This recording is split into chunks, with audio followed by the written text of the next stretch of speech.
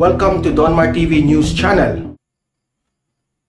Magandang umaga sa inyong lahat. It's 6 o'clock in the morning here in the Philippines. Magandang umaga, magandang hapon, magandang gabi sa lahat ng mga heroes natin dyan, ng mga OFWs and sa mga audience ko dito sa Pilipinas from Luzon, Visayas, and Mindanao. Hi, hello, good morning sa inyong lahat. Okay, pag-uusapan natin itong good news tungkol kay Presidente Bongbong Marcos na nakipagkita sa mga ambassadors ng iba't ibang bansa. Okay, tatalakayin natin yan. Pangalawa nating itatalakay ay itong si Sandro Marcos. Trending ito ngayon sa social media, binatikos ng mga ayaw ng mga Marcoses nung tungkol sa explanation niya sa dollar. Okay, so grabe ito guys, no? Itong mga bumatikos sa kay Sandro, pero at the end of the day, tama pala itong si Sandro Marcos. Napahiya sila dito. Okay, sige, bago ko to itatalakay itong ating mga dalawang topic natin, importante i-like at i-share. Please like and share itong video natin para kakalat ito sa taong bayan. Ready? 1, 2, 3, go! Okay, naka-like and share na lahat sa Facebook at sa YouTube. And also itong Donmar TV sa Facebook at sa YouTube. Please subscribe and follow para lagi kayong updated sa mga balita natin. Okay? Sabay-sabay tayong mag-subscribe and follow sa Facebook at sa YouTube. 1, 2, 3, go! Okay, naka-subscribe and follow na lahat. Thank you very much. Unang topic natin, itong si Presidente Bongbong Marcos. May good news tayo na naman dito sa Pilipinas. Nakipagkita ito, nakipagpulong ng mga ambassadors ng Turkey, Spain, Norway, Denmark at Qatar. Maraming bansa. Yan nakipagkita siya sa mga ambassadors nito. At itong si PBBM ay nakakuha ng mga pangako o commitment ng mga bansang ito. No, nangyari ito Thursday, October 13. So that was yesterday, no? Kahapon ito nangyari. Na nakipagkita siya sa mga different ambassadors na iba't ibang bansa, no? Again, that is Turkey, Spain, Norway, Denmark, and Qatar. Ayan. Alam mo to? 1, 2, 3, 4, 5 countries. 5 ambassadors from different countries, no? Pinag-usapan nila yung peace process, no? Internal security, importante ito. Health and food security, ito yung laging isinusulong ni PBBM, no? Importante, hindi magugutom yung mga tao, ng bayan natin. Renewable energy, okay. At itong si PBBM binigyan ng gift sa isang ambassador, no? At itong bilateral relation ng Qatar at Philippines pinag-usapan rin. Okay? Trade, investment and tourism, pinag-usapan yan sa bansang Pilipinas at Qatar, no? Sa ambassador ng Qatar. So sabi ng Qatar na they are hosting 300,000 Filipinos. Imagine that one. Mayroong 300,000 Filipinos sa Qatar ngayon. Nag-host ang Qatar dyan na yung mga kababayan natin. Ay, shout out pala sa mga Pilipino sa Qatar, ha. May sarili na silang mga trabaho doon, iba't ibang factories, iba't ibang mga offices ang Pilipino natin sa Qatar. So importante yan, nakausap na. Okay? So in just one day guys, good news. Imagine, PBBM marami ng importanteng nakuha sa iba't ibang bansa. In just one day. Talking, nakipag-usap sa mga different countries. Ito yung way na lalago ang ating ekonomiya ng bansang Pilipinas sa pagkipag-usap ng iba't ibang countries. Okay? At ipinakita ni Presidente Bongbong Marcos na he is a good leader and he is a welcoming leader sa mga bansang pupunta rito sa ating kung mag-invest man sila o kung ano ang kanilang mga magtulungan ang ang bansang Pilipinas at yung iba't ibang bansang makipagtulungan sa atin. Okay? So, ipinaramdam ni Presidente Bongbong Marcos sa mga countries na ito, yung na-mention ko kanina, na nasa mabuti silang kalagayan under the leadership of Presidente Bongbong Marcos o yung Marcos administration. Okay? So, mag-comment, mag-react kayo guys sa good news tungkol ni Presidente Bongbong Marcos sa pakipagkita sa different leaders, okay? Na may nakuha siyang commitment o pangako dito sa different na mga countries, okay? Comment, react kayo, babasahin natin 'yan, okay? This is a good news, okay? At pangalawa nating pag-usapan ay itong si Sandro Marcos. Congressman Sandro Marcos, nag-trending ito sa social media sa isang interview o press con ba yun, no? Na nagpapaliwanag itong si Congressman Sandro Marcos tungkol sa bakit raw tumaas yung dolyar at yung totoo bang bumagsak ang ating pera o peso ng Pilipinas. Okay? So ipiniliwanag yan ni Congressman Sandro Marcos. Yung mga ayaw sa mga Marcoses, no? Yung mga anti-Marcos dyan, pinagpipiestahan itong si Sandro Marcos. Keso nagmamagaling raw, keso mali raw yung explanation, wala raw alam itong si Sandro Marcos sa mga ganyan. So, ipapakita ko itong video na ito na nagpapaliwanag itong si Congressman Sandro Marcos tungkol sa dolyar at sa peso, kung totoo bang bumagsak ang peso o bakit ba tumaas ang dolyar. Okay? Nag-explain si Congressman Sandro Marcos dito. Okay? So panoorin natin itong video. Wait muna. Wait.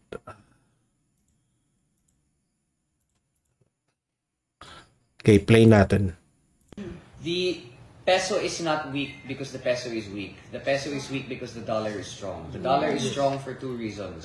Kapag may krisis po sa ating bansa, kapag may krisis po sa ating mundo, the impression that investors, consumers... Ito yung paliwanag ni Congressman Sandro Marcos na nagtitrending na mali raw ang mga paliwanag ni Congressman Sandro dito. Okay? So, ito yun, ang real video na interview o press con ba ito, okay? And shareholders get is that the dollar is the safest currency to get against all other currencies. So, ang nangyayari ay lahat ng mga tao kapag may crisis, bumibili ng dollar. Kapag binibili yung dollar, ang demanda ng dollar tumataas, which means against other currencies, it becomes stronger. Now, kung nakikita mo ang trend ng USD sa trend ng mga iba't ibang currency, ang British Pound, ang Euro, ang Yen, ang Yuan, ang trend po, walang whiteboard sulat sa akin. Ang trend po ay ang dollar. Gusto pa siyang magpaliwanag na merong whiteboard para ma-explain niya thoroughly, no? Pero wala namang whiteboard. Gumaganon. Lahat ng ibang currency, lalo na sa ASEAN, lalo na sa Europa, lalo na sa UK, ay gumaganon. So there is an inverse relationship. It is not because there is anything wrong with the peso domestically. It's just internationally, dahil sa lahat nangyayari, dahil sa gera, ang peso ay humihina against the dollar. Pero kung pag-aaralan mo, the peso against the yuan, the peso against the yen, the peso against the British pound, makikita mo, medyo stabilized. So, what can we do about it? On the bright side, marami tayong OFW dito sa Ilocos. So, ang remittances na pinapadala nila na dollar value ay mas mataas. So, the remittances are worth more. On the other hand, alam naman natin, tayo ay net importer. So, temporarily, the prices of goods will be more expensive. It's partly to do with Russia and Ukraine. Another explanation about it, I don't wanna get too into it, pero nung... Ako guys, no? Hindi ako expert dito when it comes to yung mga currency, mga economy, bakit bumagsak, wala. hindi ko sana ito i-vlog kasi wala akong alam tungkol dito sa mga explanation ni Congressman Sandro Marcos. Ngunit naintindihan ko yung kanyang mga explanation. Ngunit hindi ako magmamagaling rito kasi wala akong background tungkol dito sa mga economy at currency. Okay? So kaya ito, ipiniliwanag ito ni Congressman Sandro Marcos sa taong bayan, the best explanation na pwede niyang i-explain, no, in a lowest term para sa mga mamamayang Pilipino, ngunit binatikos itong kanyang explanation. Pandemya, the Fed, the US government, nag-print sila ng US dollar. So, medyo dumami ang supply ng dollar. Ngayon, ang daming bumibili. So, yung daming supply became worth more. In-explain niya dito bakit tumaas yung dolyar. Okay? At bakit yung peso is hindi bumagsak ang ating peso. Which is essentially as a result of what happened. What can the Philippines do to help it? Sa totoo lang, I'm gonna be realistic with you. Maliit na bansa lang tayo. We have a significant amount of dollar reserves. An option would be, potentially, to sell off the dollar reserves to be able to taper. Tataas pa rin yung value ng dollar pero hindi gaano kalaki kumpara kung hindi mo gagawin yung sinabi ko, which is to sell off our dollar reserves. But dahil nangyayari to hindi lang sa atin kundi sa lahat ng ibang bansa. Correct. Kahit it's not only Philippines na nakaranas nito, no, na tumaas yung dolyar guys. Ngunit ang ating peso ay hindi ito bumagsak.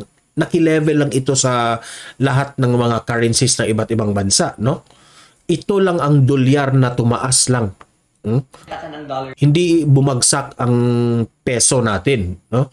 Hindi bumagsak ang ibang currency ng ibang bansa. Reserve, walang masyadong maapektuhan dahil ang dollar reserve natin kumpara sa UK, sa Europe, sa mga iba't ibang bansa ng Asia ay napakaliit pa rin. So you have to think of it on a global scale and on a global level.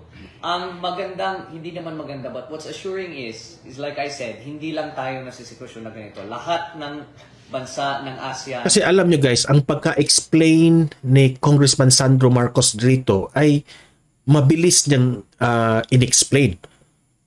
At itong explanation na ito ay dapat ipaniliwanag ng longer. Ngunit ipiniliwanag lang ng maiksi ni Congressman dahil interview lang ito ng mga media, di ba? So he has to give an answer, give an explanation shorter, no? Kaya hindi ito naintindihan ng mga ayaw ng mga Marcos, no? Yung mga bumabatikos. Lahat ng bansa na may euro, lahat ng British pound. Ang British pound ngayon nasa 28-year all-time low. Noon, naalala ko nung nandun ako, 1.4 to the dollar ang British pound. Ngayon 0.8. So mababa talaga lahat ng currency natin. So I think lahat ng currency mababa talaga. Ito lang talagang US ang tumaas ang kanilang dolyar at yan i-explain yan may ipapakita akong video sa inyo na nag-explain tungkol dito. The best piece of advice would just be to sit back and hold tight. Correct. What the national government I know is doing is to focus on food security. Because as we are a net importer of certain goods and services, we have to make sure that domestically, we are able to produce that. So yung mga iba't ibang pagkain na nangangailangan natin, imbes na ini-import, hopefully, ay katulad sa sinasabi ng Pangulo, ay kailangan patibayin ng ating... Okay, hindi ko na yan tatapusin ang kanyang mga explanation kung ano ang gagawin ngayon na tumaas yung dolyar. Okay, nag-i-explain siya kung anong gagawin ng bansa dahil tumaas yung dolyar. Ngayon, hindi ako maka-thoroughly explain tungkol dito sa currency, no? In a short brief na pag-unawa tungkol dito, tumaas lang yung dolyar, no? Tumaas yung dolyar. Hindi ibig sabihin ang mga currency sa iba't ibang mundo bumagsak. Hindi bumagsak ang peso sa Pilipinas. Tumaas lang talaga ang dolyar ng US at ipapaliwanag yan ng video na ipapakita ko sa inyo bakit tumaas ang dolyar sa Amerika. Okay? Ang hindi nila alam, no? Itong mga bumabatikos kay Sandro Marcos na wala raw alam, ganyan, marami sa social media na si Sandro Marcos daw nagmamagaling dito sa kanyang explanation, no? Sa economy, chocho ek yan, mga ganyan, no? Ng mga currency ng iba't ibang bansa, sabi nila na nagmamagaling na ito si Sandro Marcos. Ang hindi nila alam na itong si Congressman Sandro Marcos ay may background tungkol dito, no? Alam, marunong ito. Maraming mga nalalaman si Congressman Sandro Marcos ito dahil pinag-aralan niya ito. Okay? Matalino itong bata na ito. Maraming mga economist nagsasabi dito sa Pilipinas, no? Mga expert na nagsasabi na tama ang mga paliwanag ni Congressman Sandro Marcos dito sa video na ito, no? May laman ang kanyang mga paliwanag tungkol dito sa dolyar na tumaas, no? At ngayon, itong vlogger na si Thinking Pinoy, ipinagtanggol itong si Congressman Sandro Marcos, no? Ipinilawanag ni Thinking Pinoy, no? Bakit tama itong mga sinasabi ni Congressman Sandro Marcos, no? Dahil itong explanation ni Sandro Marcos ay maiksi lang dahil parang ambush interview nga ito, no? Parang interview ng media na hindi pwede na i-explain niya ng mataas, no? Maiksi lang. So kaya binabatikos itong si congressman ng mga dilawan siguro o ganyan, di ba, no? So dahil diyan sa outline lang yung explanation ni Sandro Marcos, no? Panoorin natin itong si Thinking Pinoy na inexplain niya bakit tama itong si Congressman Sandro Marcos at i-explain ito ni Thinking Pinoy sa mahaba na version kung anong ibig sabihin ni Congressman Sandro Marcos. Okay? Panoorin natin ang video ni Thinking Pinoy. Okay? Sige, panoorin natin. I-play natin. Tinext ko si Sandro, sabi ko, oy Sandro, ano nangyari? Ba't pinagpipistahan ka? Tama naman sinabi mo. Tapos sabi niya sa akin, ewan ko nga rin ba. Kasi sa iba naman daw, parang pinapalitaw nila, napaka-bobo daw nung sinabi ni Sandro. Tapos sabi ko, tama naman sinabi mo, ano problema nila? Sabi ni Sandro, hindi rin niya alam. Ewan ko, sabi niya. Tapos sabi ko, ha? Tapos sabi ko, baka naman pero baka naman malaos na yun, kahapon kami magkausap. Tapos sabi ko, baka naman malaos na rin yung issue na yun bukas. Tapos, ngayong umaga, may pahabol pa. Alright. Diyos, kapaliwanag ko nga sa inyo na mas mahaba. Priton kasi yan, kaya maikli lang magsalita. Ay, naku, Diyos ko. Nauumay lang kasi ko dahil ang dami nagmamaro. Nagmamarunong raw, no? Matalino itong si TP eh. Alright, nagmamarono. Okay, ganito po ang ito ang sitwasyon. Pag nag-check kayo ng balita, lumilitaw na humihina ang peso laban sa US dollar. Several months ago, I think nasa 51 to 52 pesos lang per dollar. Tapos ngayon, halos papalo na ng 60 pesos. Okay. Ngayon, ang sabi po ng ibang mga economic analyst o yung tipong nagising lang at nag-toothbrush, bigla nag-economic analyst na, dahil daw sumasama ang ekonomiya ng Pilipinas, kaya humihina raw yung Philippine peso. Mali. Ganito po ang nangyari noong coronavirus pandemic, no? Noong nag-coronavirus pandemic, ang United States po ay nagbigay ng malawakan na mga ayuda sa kanilang mga citizens. Nagbigay din po sila ng napakadami pong government aid papunta sa kanilang mga businesses, dun sa mga local businesses, etc. Anyhow, nung natapos yung sobrang dami, yun na ilabas nila na pera na basically po dumami yung US dollar na umiikot sa merkado. So eto na, di ba kumalat yung COVID sa China mga December 2019, pero it took a little bit of time bago lumagpas ng border. Lumabas ng border ng China at kumalat sa mundo daw, ganon. Anyways, nung panahon po na nag-umpisa na mag-lockdown yung mga mga iba't ibang bansa, mga ano yan, February, March na. So anyways, makikita nyo rito, 2.5% yung inflation noong January sa United States to, hindi dito sa Pilipinas. Tapos pababa ng pababa yung inflation rate. Bakit bumaba yung inflation rate? Kasi po, in-explain ito ngayon ni Thinking Pinoy bakit tumaas ang dolyar, okay, ng Amerika. Wala pong gustong bumili. Walang gustong gumastos or hindi sila makagastos dahil nga tumigil ang ekonomiya ng states among other things. Pero isa sa mga primary na dahilan yon. De syempre, pag hindi umiikot ang dollar sa US economy, constricted ang supply ng dollar. Konti yung available na dollars na po pwede mong hugutin, nakikitain. So supply and demand. Pag konti ang supply, tumataas ang presyo noong bagay na may konti ang supply. Ibig sabihin po nito, kahit sabihin natin na trilyon-trilyon ang mga dollars na hawak ng mga tao, kung hindi naman din nila ginagastos, hindi rin po iikot yun sa ekonomiya. So kukonti yung supply ng dollar na umiikot sa ekonomiya. Iyon po rin ang dahilan kung bakit tumataas ang halaga ng dollar relatively doon sa ibang mga commodities. Kaya ibig sabihin kung mas mataas ang halaga ng dollar relatively dahil scarce ang dollar, ibig sabihin po noon, bababa ang presyo ng mga commodity in relation to the dollar. Kaya nagkakaroon ng mas mababang inflation dito. Alright, let's go.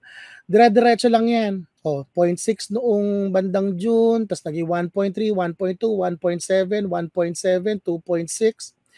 And then nag-start po mag-open up yung US economy and yung global economy basically. Noon po mga mid or late 2021. Nag-start na sila parang yung 2020 kasi guys, lockdown kaliwat kanan yan Pero nag-start na mag-open up yung economy mga early 2021. Hindi nyo lang siguro nararamdaman noon dahil medyo mahigpit yung naging lockdown sa Pilipinas. Pero sa US po, maaga silang kumawala. Correct. Tapos palala na ng palala. Bakit? Kasi po, noon pong bandang July na, 2021, so mid last year, pumapalo na siya sa 5%. Pataas pa rin ang pataas hanggang noong bandang March, pumapalo na siya sa 8.5%. At ang lala pa ito, ano ba to? Kailan ba to? June. Mga ganon. June, May 2022, a few months ago, pumalo na siya ng 9.1%. Ano ibig sabihin po nun guys? On the average, ang presyo ng mga bilihin sa states, nagmamahal po ng 9%. Masakit yun, lalo na pag over sustained periods kasi po, basically, rule of 72, ilagay mo halimbawa sa 8% yung inflation. So kung ilalagay mo sa 8% yung inflation over a certain period, ibig sabihin po nun, sa rule of 72, 72 divided by 8 is 9. So in 9 equal periods, magdodoble ang presyo ng lahat. Basically, ang sinasabi ko po dito, two things. First, masyado nang mahal ang mga bilihin sa states on the average dahil sobrang dami na ng pera na umiikot. Tandaan nyo, yung first several months na to, ayuda ng ayuda yung states dyan, yung mababa itong curve. Ayuda sila ng ayuda. Kaya lang, yung ayuda, hindi naman ginagastos. Bakit? Hindi naman makalabas yung tao Tapos nagkaroon pa ng global na logistics crisis dahil nga doon sa COVID-19 pandemic. So ibig sabihin nun guys, kahit na ang dami-daming pera ng mga Amerikano or siguro yung mga basta yung mga nakatira doon, Amerikano, residents, mga green card holders, ganyan, hindi naman nila nagagastos. Kaya lang, nung nagbukas na sila ng ekonomiya, biglang parang tsunami yung pera na pumapasok sa Kaya tumaas yung dolyar. Ekonomiya ng United States na umiikot. So ibig sabihin, sobrang dami yung dollar na umiikot. Naiintindihan nyo ba? Correct. Pag dumadami masyado ang isang bagay, nababawasan yung kanyang halaga. So ang nangyayari po doon, yung dollar, yung halaga niya in relation doon sa mga items po na binibili niya, mas mababa na. Kaya nagmamahal yung presyo ng mga items. So ano ang solusyon? Isa sa mga solusyon dyan na po pwedeng gawin ng United States Federal Reserve. Patasin yung dollar. Ang gagawin na po ng US Federal Reserve, yung kanilang Bangko Sentral. Yung kanilang Bangko Sentral. So, ang gagawin po, isa po sa mga ginagawa ng US Federal Reserve ay tinataasan yung policy rate. Basically, interest rate po ng Federal Reserve. Dahil po doon, dahil tataas ang interest rate, mas gugustuhin ng mga tao na may hawak na dollar. Klaro-klaro yung explanation ni TP na i-imbak na lang muna yung kanilang pera imbes na gastusin. Naintindihan nyo ba? So halimbawa, kung meron akong $100 dito, no, tapos ang bala ko, ipambili ko halimbawa sa Lazada yung $100. Kaya lang nakita ko, ang ganda ng mga policy rates, ang ganda ng mga interest rate na available ngayon. Kasi po, yung interest rate na sineset ng Central Bank ng United States, yung Federal Reserve, yun ang nagiging benchmark, yun ang nagiging primary basis ng interest rates ng iba pang mga financial institutions. So kasama na po dyan yung interest rate halimbawa ng mga bangko, ng mga savings account, ng mga checking account, etc. etc. etc. Bukod pa po doon, pag tumaas din ang interest rate ng central bank, ibig sabihin mas mahirap din pong mangutang. Gets nyo? Bakit? Mas mahirap mangutang sa, halimbawa, ako business, ako karaniwang mamamayan sa Amerika, mas mahirap mangutang sa bangko. Bakit? Kasi po, mas gugustuhin ng bangko na i-imbak na lang yung pera nila na pagkakitaan nila via regular interest rate kaysa ma-expose sila sa risk na hindi ka pa magbayad. So bottom line, ang nagdidikta po ng lahat na yan, ang primary nila na basis ay yung policy rate, interest rates ng Federal Reserve. Ang problema, nung pumalo na po sa mga 8.5, 8.6, 9.1, yung inflation rate sa Amerika, ang sabi ng Federal Reserve, hop, masyado na nagmamahal lahat, masyado na maraming pera umiikot sa Amerika at sa buong mundo, masyado na maraming dollars. Bawasan natin ang dollars na umiikot. Tinaasan nila ng bongga. Okay. Tinex Yun ha. Ang galing na pag-explain ni Thinking Pinoy ha. So Thinking Pinoy, maraming salamat sa iyong explanation. Naiintindihan talaga namin no bakit tumaas yung dolyar, okay? So subscribe kayo kay Thinking Pinoy guys sa kanyang Facebook at sa kanyang YouTube ha. Magaling itong si TP mag-analyze when it comes to numbers kasi. Okay, ang comment ko dito, no? Alam nyo, yung mga bumabatikos kay Congressman Sandro Marcos, kung wala kayong alam tungkol dito sa economy, itong mga currency, shut up na lang kayo. Ako nga dito, no, halos hindi ko ito i-vlog itong tungkol dito sa economic currency na pinag-explain ni Congressman Sandro Marcos dahil wala akong alam tungkol dito. Kaya nga ipinakita ko itong video ni Thinking Pinoy para maipaliwanag ko dito sa audience ko dito na talagang makikita natin na tama yung mga sinasabi ni Congressman Sandro Marcos. O ayan, na-explain na tayo ni Thinking Pinoy. So so very clear, no? So mapapahiya lang kayo yung mga bumabatikos kay Congressman Sandro Marcos. Okay? Na mapapahiya and I know ngayon napahiya na kayo, no? Akala kasi nila bata pa itong si Congressman Sandro Marcos, akala nila walang alam, no? Ngunit grabe, yung pamilyang Marcos mga matatalino itong mga taong ito, no? Kita mo nga yung CNN interview ni Congressman Sandro Marcos, napahiya nga yung isang newscaster sa CNN, di ba? Halos parang binanatan si Congressman Sandro ng mga tanong, nakasagot itong si Congressman Sandro na parang napahiya itong newscaster, di ba? Hindi ko na yan i-explain thoroughly, no? Ngunit, makikita ko sa kanyang mga interviews, the way he speaks, yung kanyang body language, no, ang kanyang mga sentence sa mga ginagamit, very witty and fluent itong batang ito, no? Buti nga, napa-explain nga niya ng maiksi yung tungkol dyan sa dolyar at peso sa mga media, di ba? Oh. So, akala siguro nila itong si Congressman Sandro Marcos ay papogi lang, pogi-pogi lang yung dating, hindi matalino iyang bata na yan. Pagkaakala nyo ha. So kayong mga audience ko dito, libre kayong mag-comment, mag-react tungkol sa issue sa mga sinasabi ni Congressman Sandro Marcos at babasahin natin yung mga comment at reaction ninyo. Okay? So guys, importante, no? Please like and share this video sa Facebook at sa YouTube. And please subscribe and follow Don Mar TV sa ating mga Facebook at YouTube. Okay? and patuloy nating ipaglaban itong mga great leaders natin si Pilipinas, Presidente Bongbong Marcos, at as what Vice President Inday Sara Duterte said, na mahalin natin always ang Pilipinas. Okay? So guys, yun lang ang ating vlog ngayon for today. At see you in my next video. Have a great day and God bless everyone. Mabuhay tayong lahat.